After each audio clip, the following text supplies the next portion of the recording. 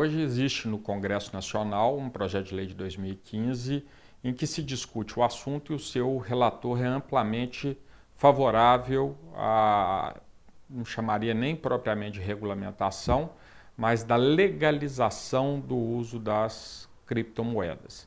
O grande debate consiste exatamente o que é legalizar. É reconhecer como moeda e aí teria que submetê-la ao crivo do Conselho Monetário Nacional, então dos agentes reguladores, passando pelo Banco Central, ou legalizá-la só como um instrumento hábil e permitido na legislação brasileira com relação à troca de valores.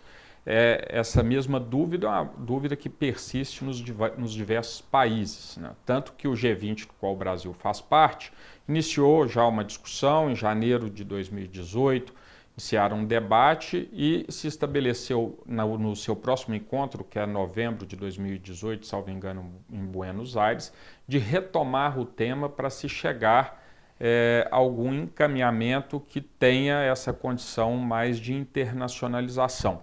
Agora, sendo virtual, o risco dela é maior ou é menor?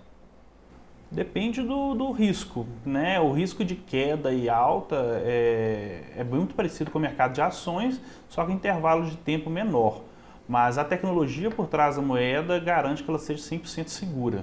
Só tem que ficar muito atento em relação aos esquemas de fraude. A falta de um órgão regulamentador não atrapalha a segurança dessa moeda? Não. A falta do órgão regulador não tem influência nenhuma em relação à segurança. A segurança da criptomoeda está 100% garantida pela blockchain, entendeu? O que pode acontecer são pessoas usando a criptomoeda para outros fins. E aí a vantagem do órgão regulador nesse ponto seria para poder fiscalizar esses usos ilícitos das criptomoedas para fins que não sejam de troca e venda e trading. Tem algum risco de descaracterização da moeda? Não. Nós estamos super tranquilos com a regulamentação porque antes de criar a Alcoin nós nos preocupamos com isso. Então nós fomos atrás de advogados especializados em criptomoedas para dar para a gente o apoio total de como proceder e de como fazer e o que esperar de uma possível regulamentação. Lembrando que a regulamentação não quer dizer abolição, não quer dizer que vai proibir, é uma regulamentação de fato para ter padrões para isso. Porque hoje uma briga que a gente tem, que todas as exchanges têm, é com os bancos. A gente fica num impasse com os bancos pelo fato de não ter essa regulamentação. Então a gente não tem um processo de fato definido para as pessoas que investem em criptomoedas no sistema bancário. Então isso é um problema que as exchanges têm no mercado atual.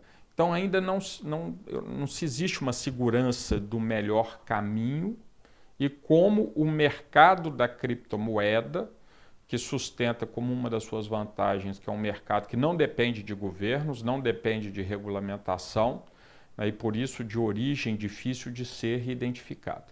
Então essa é a grande dúvida e o que tem dividido os países. E o anonimato dessas transações é uma questão apontada por muitos economistas, por alguns advogados. Realmente são transações feitas com muito anonimato? A plataforma de vocês é diferente? Vocês enxergaram nisso um problema de mercado e resolveram investir? Como é que é? Olha, o Bitcoin tem várias e várias outras criptomoedas com uma essência de anonimato muito maior do que o Bitcoin.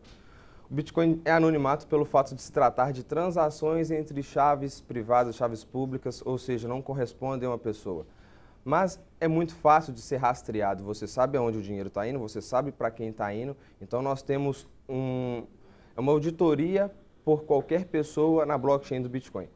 Isso é algo muito interessante que você não cabe auditoria apenas às pessoas exclusivas. Se você quiser auditar uma transação na rede do blockchain, você consegue ir lá e auditar na Bitcoin.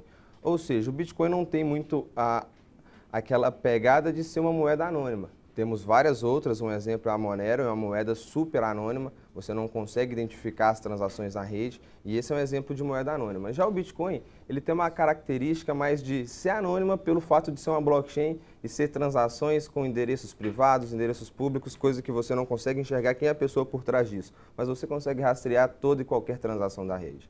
Como que eu vou controlar o fluxo do capital de um brasileiro no exterior, quais são as contas que possuem, o dos americanos, vice-versa, Então, se chegou a vários acordos internacionais nestes últimos anos, justamente para a troca de informações financeiras com as moedas de cada um dos países, exatamente para evitar crimes de sonegação fiscal, lavagem de dinheiro, tráficos de arma, droga ou qualquer outro tipo de ilícito, financiamento de guerras.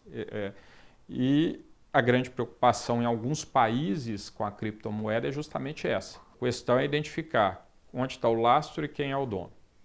Eu acho que talvez a regulação tenha que ser feita via mercado financeiro como ativo financeiro. A regulamentação para ser como moeda, essa aí ainda vai demorar bastante mundo afora, porque os reguladores, que são os bancos centrais, eles defendem, são os guardiões da moeda local e não de uma segunda moeda. Normalmente não existe duas moedas oficiais em um país. Pode ter transações em outras moedas, mas não oficialmente reconhecida pelo regulador, que são os bancos centrais. Então eu acho que neste sentido nós estamos longe de falar que vamos regular isso como uma moeda para transação no mundo real. Esse anonimato, em maior ou menor escala, ele pode afetar a segurança da economia? Em que sentido que eu te pergunto? No sentido até de evitar que pessoas, ou permitir que pessoas façam transações ilegais, lavagem de dinheiro.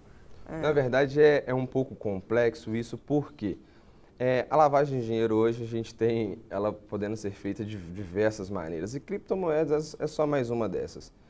E a troca dessa moeda envolve uma casa ou uma corretora, uma casa de câmbio, uma exchange, para você fazer essa troca de moedas. Então, cabe a essas exchanges, corretoras, fazerem o trabalho para que as pessoas não façam essa lavagem de dinheiro. Por isso que a Alcoin nós temos uma política de compliance realmente para lavagem de dinheiro. Então, a gente tem séries de regrinhas que a gente segue, porque esse trabalho de lavagem de dinheiro não é pela pessoa, mas sim pela exchange. É igual um banco. Se você quer lavar dinheiro num banco, ele vai te complicar todo o processo. A exchange é a mesma coisa. E é por acreditar na expansão das criptomoedas que alguns empreendedores do setor apostam não só na estabilização deste ativo no Brasil, como investem também no mercado estrangeiro. Hoje a empresa, a sede de vocês está aqui em Belo Horizonte, né? Ela funciona aqui em Belo Horizonte, mas tem uma perspectiva de uma filial nos Estados Unidos. Exatamente, tanto que hoje nós já temos a licença de Maryland. Para você operar nos Estados Unidos você precisa de licença em todos os estados, nós já temos uma. Queremos chegar nos Estados Unidos aproximadamente no início do ano que vem, então a gente está trabalhando muito para isso, porque tem vários processos para serem feitos, mas a previsão é essa. Mas, por exemplo, vocês têm uma sede aqui e uma filial nos Estados Unidos. Exatamente. Se há uma regulamentação aqui e uma diferente lá, isso não atrapalha vocês? Não, porque são empresas diferentes. Nós temos os nossos termos de uso, a maneira que utilizamos a plataforma no Brasil são totalmente focados para o Brasil. Para os Estados Unidos é outra história. Ou seja, nós trabalhamos de acordo com as regras que a gente está no local. Cada estado ou cada país que a gente está, a gente se adapta às regras locais, às regras do estado, às regras da federação. Então a gente vai se reajustando de acordo com as regras de cada local. Tem algum outro gargalo que você enxergue como um possível caminho empreendedor para quem quer entrar nessa área? Olha, para a área de criptomoedas, a gente ainda tem tem espaço ainda para concorrência em relação ao mercado de varejo normal, na parte de instruir o varejo e a parte de serviço a utilizar a criptomoeda. E tem também na área de blockchain. A área de blockchain está completamente inexplorada no Brasil. A gente tem pouquíssimos projetos aqui e é uma área completamente nova, né, entendeu, para o mercado. Na sua opinião, a criptomoeda é a moeda do futuro? Ah, sim, com certeza. Com certeza. Ela abrange muita gente que é excluída do mercado financeiro, né? Muitas pessoas ao redor do mundo não têm acesso a cartões de crédito, a contas bancárias, principalmente parte da Ásia, África. É um número muito grande. A gente estima hoje que mais de 1 bilhão de pessoas não têm acesso a um cartão de crédito ou uma conta bancária. E essas pessoas ficam excluídas do mercado de consumo. Elas não podem comprar pela internet, não podem vender, às vezes porque não conseguem receber. E o Bitcoin preenche não só essa lacuna de permitir que qualquer pessoa no mundo possa pegar um dinheiro em papel ir numa casa de câmbio, trocar para uma moeda virtual e fazer transações no mundo inteiro, como as pessoas que já estão inseridas no mercado. E qual que é o cuidado fundamental para esse tipo de transação? Olha, eu diria que hoje é comprar moedas em casas de câmbio oficiais, casas de câmbio que são certificadas, que possuem um certificado de segurança no site, você utilizar um computador livre de vírus, evitar comprar na mão de pessoas desconhecidas. Então, algumas tecnologias surgiram e não foram adaptadas pelas pessoas e sumiram. Outras tecnologias surgem, são muito aceitas e imediatamente o desenvolvimento explode nesse tipo de avanço.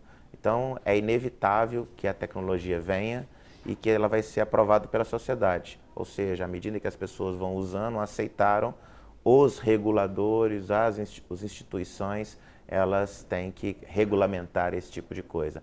Então, é óbvio que nós teremos avanços tecnológicos, novas propostas de criptomoedas que resolvam alguns problemas que até então não estão resolvendo e, a partir daí, isso vai avançar ao mundo. Bem, eu diria que é um mercado inevitável de existir. Não adianta combater, igual posicionamentos de China e Coreia do Sul pretendiam proibir a circulação da criptomoeda. Ela é uma realidade digital. Essa realidade digital já existe em diversas outras operações, ela apenas vem até no modelo atual da 4ª Revolução Industrial aplicada ao mercado financeiro. E seria mais prudente a sua regulamentação exatamente para amparar o nível de risco que se tem àqueles que utilizam. Para nós da Alcoin, isso é de fato um resultado inevitável que a adoção de criptomoedas vai vir em massa ainda. Porque, igual eu te falei, se você pegar e olhar pelo ponto tecnológico, pelo ponto de informação e tudo mais, toda essa história, a criptomoeda ela traz tudo muito mais conciso do que a maneira tradicional. Quando eu falo tudo mais conciso, eu estou falando de informações, de gerenciar informações, de informações serem seguras, de informações serem transacionadas de uma maneira simples e rápida. Então, isso para a humanidade é mais que essencial. A gente está obsoleto da maneira que o sistema funciona hoje. Então, é uma questão de tempo para a blockchain ser adotada em todos os nichos de mercado.